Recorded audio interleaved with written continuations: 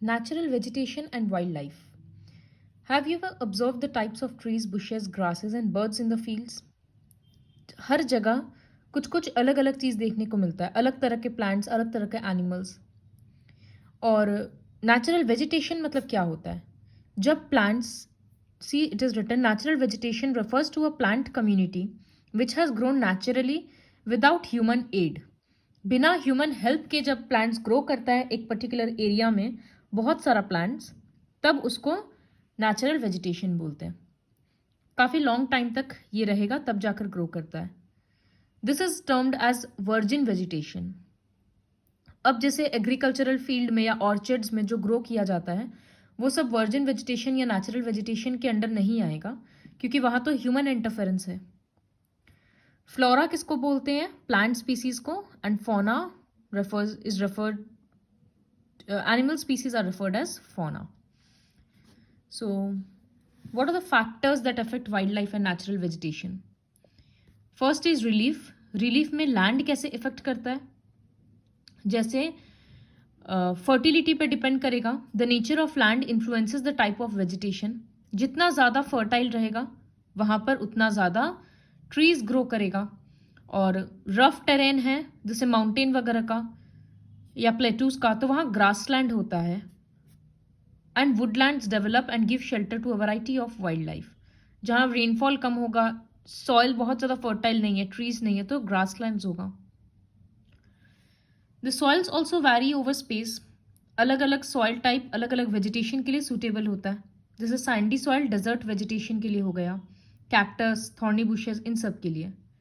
Deltaic soils में, जो delta regions का सॉइल होता है, वहाँ मैनग्रोव्स ग्रो करता है क्योंकि उतना ज़्यादा पानी चाहिए। हिल स्लोप्स में कॉनिकल ट्रीज ग्रो करता है। तो इस तरह से सॉइल के बेसिस पे वेजिटेशन वैरी करता है। Next is climate. जैसे जैसे हम लोग ऊपर जाते हैं हाइट में, वैसे वैसे टेम्परेचर कम होते जाता है। और क्लाइमेट बहुत इफेक्ट करता है कि ट्रीज कैसा होगा।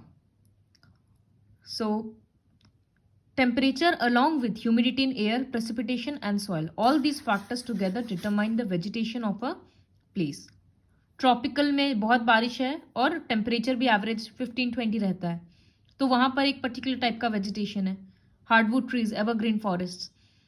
और सब ट्रॉपिकल क्लाइमेट में अलग तरह का वेजिटेशन होता है, टुंड्रा रीजन में अलग होता है, इस तरह से वैरी करता है। Next is photo period. Photo period मतलब सनलाइट कितने देर के लिए मिल रहा है। तो जितना ज़्यादा सनलाइट मिलेगा प्लांट्स का ग्रोथ उतना ज़्यादा होगा। So due to longer duration of sunlights in equatorial places, trees grows faster there. और समर में भी ज़्यादा सनलाइट मिलता है क्योंकि डेज आर लॉन्ग, तो समर में ट्रीज फास्टर ग्रो करता है। प्रेसिपिटेशन, रेनफॉल मतलब, तो ये तो हम लोगों को ऑलरेडी पता है कि जहाँ पर हैवी रेनफॉल होता है वहाँ पर वेजिटेशन डेंस होता है, जहाँ रेनफॉल कम है वहाँ पर स्कैंटी वेजिटेशन रहेगा। Forests are renewable resources and play a major role in enhancing the quality of environment. वहाँ के क्लाइमेट को चेंज करता है वो, सॉइल इरोजन कंट्रोल करता है, फ्लड्स कंट्रोल करता है। It regulates stream flow, reverse का फ्लो डिटरमाइन करता है, इंडस्ट्रीज सेट करने में हेल्प करता है। कितने कम्युनिटीज़ का लाइवलीहुड का सोर्स है वो, लोग थोड़ा बहुत लकड़ी और फ्रूट्स वगैरह बेचकर या कोई भी फॉरेस्ट प्रोडक्ट बेचकर अपना रुपया कमाते हैं। विंड फोर्स कंट्रोल करता है, टेम्परेचर और रेनफॉल कंट्रोल करता है। तो बहुत सारा फॉरेस्ट का एडवांटेजेस है, ऑलरेडी हम लोग प्रीवियस क्लासेस में पढ़ चुके हैं। सॉइल को ह्यूमस प्रोवाइड करता है क्योंकि पेड़ से पत्ता गिर रहा है और वो ट्री भी जब डेड हो जाता है तो डिकम्पोज होकर ह्यूमस बनाता है, तो सॉइल का फर्टिलिटी इंक्रीज होता है, वाइल्ड लाइफ को शेल्टर प्रोवाइड करता है। तो इस वजह से नेचुरल वेजिटेशन को प्रिजर्व करना बहुत इंपॉर्टेंट है। India's natural vegetation has undergone many changes due to several factors such as the growing demand for cultivated land. जितना पॉपुलेशन बढ़ते जा रहा है तो दिनों दिन ये हो रहा है कि एग्रीकल्चरल लैंड एक्सपैंड करो, तो जंगल काट के उसको फील्ड में कन्वर्ट कर दिया जाता है। इंडस्ट्रीज का डिमांड्स के कारण mining activities, urbanization and overgrazing of so these are the various factors जिसके वजह से वेजिटेशन चेंज हो रहा है, ऑलरेडी हम लोग को पता है। इंडिया का वेजिटेशन कवर उतना भी नेचुरल नहीं है रियल सेंस में, एक्सेप्ट कहीं कहीं पर, जैसे हिमालयाज का इनएक्सेसिबल रीजन्स, जो बहुत हिमालयाज के एकदम अंदर में घुस के जो भी जंगल वगैरह है वहां पर। मरुस्थली मतलब डेजर्ट रीजन, एकदम एक्सट्रीम डेजर्ट, वहां पर कोई नहीं जाता है या कोई काम नहीं है, इस वजह से वहां का नेचुरल वेजिटेशन प्रिजर्व्ड है। और कुछ कुछ प्लेसेस ही ऐसा बचा है जहां पर वेजिटेशन प्योरली नेचुरल है, अदरवाइज हर जगह ह्यूमन बीइंग का रीच है। Next is ecosystem. Plants occur in distinct groups of communities in areas having similar climatic conditions. The nature of the plants in an area to a large extent determines the animal life in that area. किस तरह का plants है उस पर depend करेगा कि animal life कैसा होगा वहाँ का। अगर वेजिटेशन चेंज हो जाता है तो एनिमल लाइफ भी चेंज हो जाता है। इससे समझ आ रहा है कि प्लांट्स और एनिमल्स इंटरडिपेंडेंट है और इंटर रिलेटेड है इस फिजिकल इन्वायरमेंट में, और हम लोग भी वेजिटेशन के ऊपर डिपेंड करते हैं। तो इसी को इकोसिस्टम बोलते हैं, जहां पर सब लिविंग बींग्स एक दूसरे के ऊपर इंटरडिपेंडेंट रहता है। So they all live together sharing the resources of the nature. They utilise the vegetation and wild life. लेकिन ह्यूमन बींग्स का ग्रीड के कारण हम लोग एनिमल्स भी मार रहे हैं और ट्रीज भी कट कर रहे हैं, जिसकी वजह से पूरा इकोसिस्टम डिसरप्ट हो रहा है। A very large ecosystem on land having distinct type of vegetation and animal life is called a biome. तो biome क्या होता है? एक पर्टिकुलर एरिया का वेजिटेशन और वहाँ का एनिमल लाइफ उस जगह के क्लाइमेट के अकॉर्डिंग होता है, उसी को बायोम बोलते हैं। तो इंडिया में रिलीफ फीचर्स अलग अलग है, क्लाइमेट वगैरह सब कुछ अलग अलग है, तो बायोम्स भी बहुत सारा है।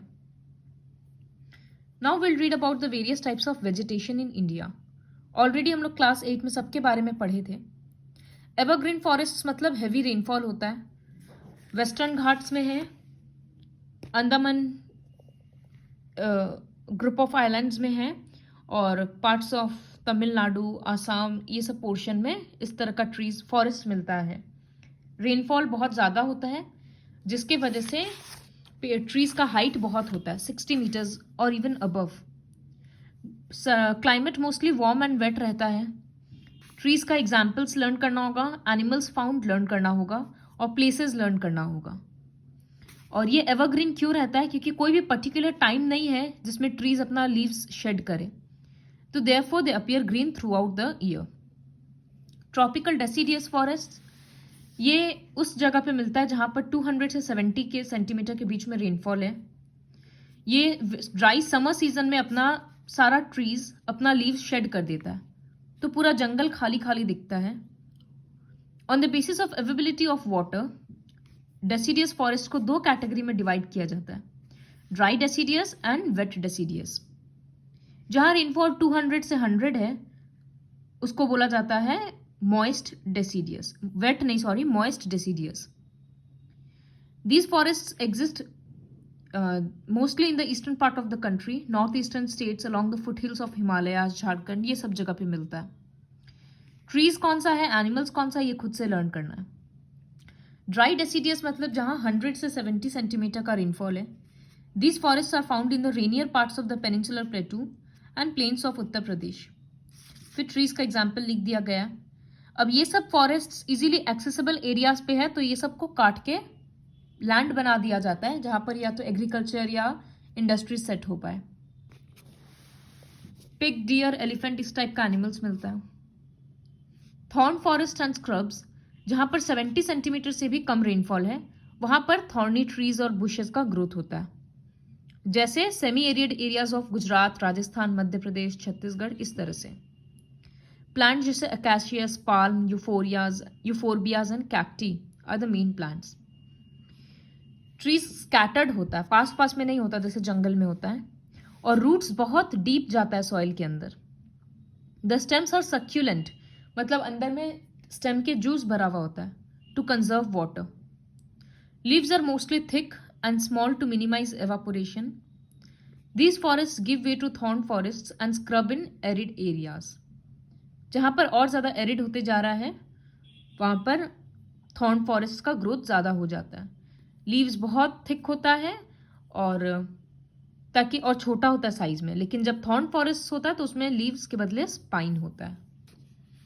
कॉमन एनिमल्स जैसे wolf, tiger, lion, wild ass, ये सब. Mountain forests also known as mountain vegetation.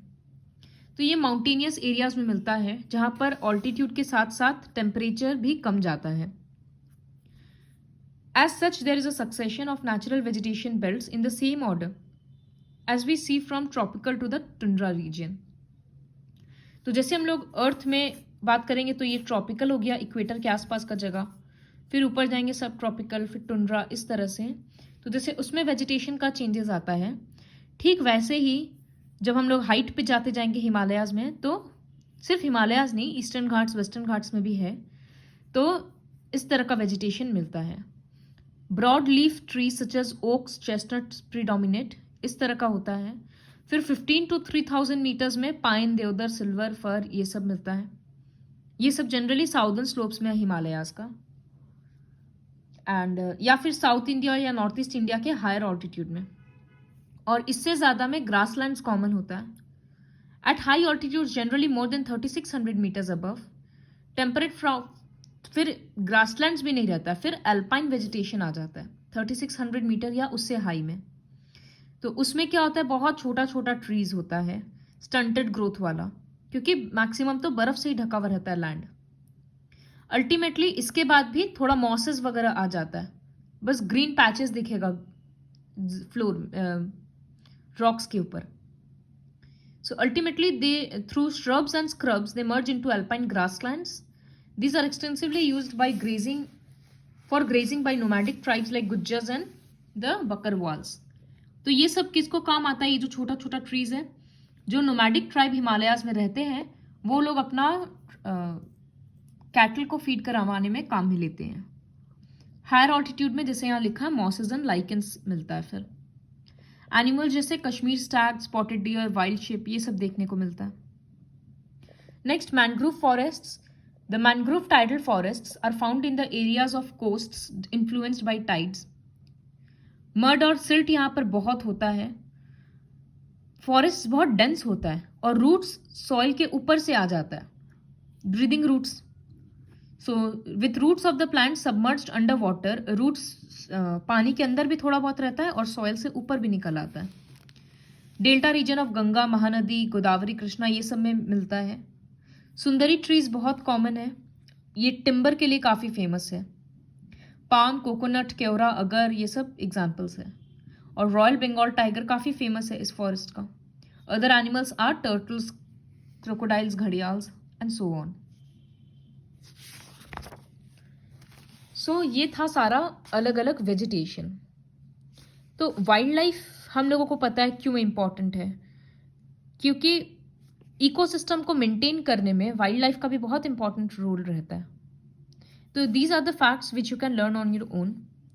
कुछ कुछ एनिमल्स पर्टिकुलर एरिया में ही मिलता है, जैसे एलिफेंट्स हैं वो आसाम, कर्नाटका, केरला, ये सब में ज़्यादा मिलता है. वन हॉर्न राइनोसॉरस है, ये असम और वेस्ट बंगाल में दिखने को मिलता है. रन ऑफ कच्छ और थार डेजर्ट का एरिड रीजन्स में वाइल्ड एस और कैमल्स ज़्यादा मिलता है. इंडियन बाइसन, नील गाय, ये सब, चौसिंगा, ये सब तरह का एनिमल्स इंडिया के किसी किसी पार्ट में मिलता है. मोस्टली डेजर्ट रीजन्स में ही रहता है. So India is the only country in the world that has both tigers and Lions. India ये एक ऐसा कंट्री है जहाँ टाइगर भी है और लायन भी है. गिर फॉरेस्ट गुजरात का इंडियन लायन का होम है, और tigers Madhya Pradesh, Sundarbans of west Bengal और हिमालयन रीजन में देखने को मिलता है. लेपर्ड भी कैट फैमिली का ही मेंबर है, and they are important among animals of prey. So animal, the Himalayas harbour और हार्डी रेंज ऑफ एनिमल्स जो एक्सट्रीम कोल्ड में रहता है. लद्दाख का फ्रीजिंग ऑल्टीट्यूड में याक जैसा एनिमल सर्वाइव करता है. The Tibetan antelope, wild sheep and so many animals survive there. In the rivers, lakes and coastal areas turtles, crocodiles and gharials are found. The latter is the only representative of a variety of crocodile found in the world today. Bird life भी India में birds का species भी काफ़ी सारा है. The animals were selected, we have selected our crops from a biodiverse environment, that is from reserve of edible plants. काफ़ी experiments करके important crops को फर्दर कमर्शियलाइज किया जाता है ताकि उसका ग्रोथ ज़्यादा हो, उसका स्टॉक बढ़े। कुछ कुछ क्रॉप्स ऐसा होता है जो एनिमल्स के फीड वगैरह के लिए इंपॉर्टेंट होता है, तो उस तरह का एनिमल क्रॉप्स भी इम्प्रूव किया जाता है। फिर कुछ कुछ एनिमल्स है जो ड्रॉट लेबर में हेल्प करता है, मतलब फील्ड में काम करने में या ट्रांसपोर्टेशन में या मीट, एग या मिल्क के लिए, तो उस तरह के एनिमल्स का स्टॉक भी इम्प्रूव किया जाता है। इंसेक्ट्स पॉलिनेट करने में हेल्प करता है। सो सबका अपना अपना इंपॉर्टेंस है। हर एक स्पीसीज का इकोसिस्टम में कुछ ना कुछ रोल रहता है, तो इसी वजह से सबको कंजर्व करना बहुत ज़्यादा इंपॉर्टेंट है, क्योंकि ह्यूमन ग्रीड के कारण सब कुछ खत्म हो रहा है। पहला रीज़न ह्यूमन ग्रीड है, दूसरा पोल्यूशन भी है, फिर reckless cutting of trees and so many factors are there. तो गवर्नमेंट क्या करता है फ्लोरा एंड फौना को प्रोटेक्ट करने के लिए? See these are the various points. 4 point लिखा है जो लर्न करना है। पॉइंट्स को शॉर्ट कर सकते हैं। 14 biosphere reserves have been set up in the country to protect flora and fauna. इनमें से बहुत सारा का एग्जाम्पल्स दिया गया है। फिर गवर्नमेंट की तरफ से फाइनेंशियल एंड टेक्निकल असिस्टेंस मिलता है बहुत सारे बोटानिकल गार्डन्स को। प्रोजेक्ट टाइगर, प्रोजेक्ट राइनो, इस तरह से अगर किसी एक पर्टिकुलर स्पीसीज को कंजर्व करने पे ज़्यादा फोकस करना है तो उसका प्रोजेक्ट लॉन्च किया जाता है। इतना सारा national parks, wild life sanctuaries, zoological gardens और ये सब सेट किया गया है ताकि जो नेचर का हेरिटेज है कंट्री का, उसको प्रोटेक्ट कर पाएँ। तो ये हम सबको कलेक्टिवली रियलाइज करना होगा कि नेचुरल इकोसिस्टम को सर्वाइव करना, को प्रिजर्व करना कितना ज़्यादा इम्पॉर्टेंट है। This is all there is to teach in this chapter.